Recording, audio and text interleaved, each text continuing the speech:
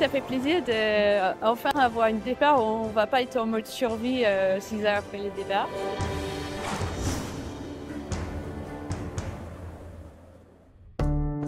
Veille de départ à Lorient, The Transat CIC part dimanche à 13h30. Les skippers et leurs équipes sont maintenant dans les derniers préparatifs. La bonne nouvelle, c'est que les premières heures de mer seront confortables pour les 48 solitaires. C'est jamais aussi confortable que ça. En tous les cas, par contre, il n'y a pas d'alerte.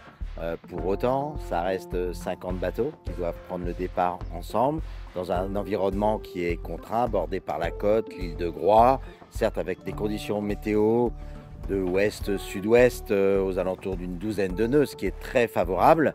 Mais pour autant, il faut rester vigilant.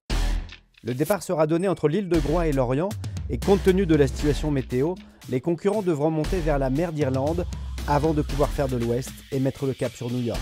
Je dirais que l'Atlantique, si on le coupe en deux, on a une dépression à l'est, une dépression à l'ouest. Au milieu, il y a deux anticyclones, dont un très nord et un très sud. Et du coup, avec une zone sans vent au milieu qui marque un peu la séparation entre les deux dépressions. Après un premier front à franchir lundi à la mi-journée pour les premiers, la situation mollira nettement. Le premier vrai test aura lieu dans la nuit de mardi à mercredi avec une grosse mer, des orages et un flux du nord glacial. C'est à ce moment-là qu'on va passer dans une dépression assez musclée où le gradient va être bien resserré, on va avoir un flux avec des vents plutôt nord, très froid et de l'air dense et fort.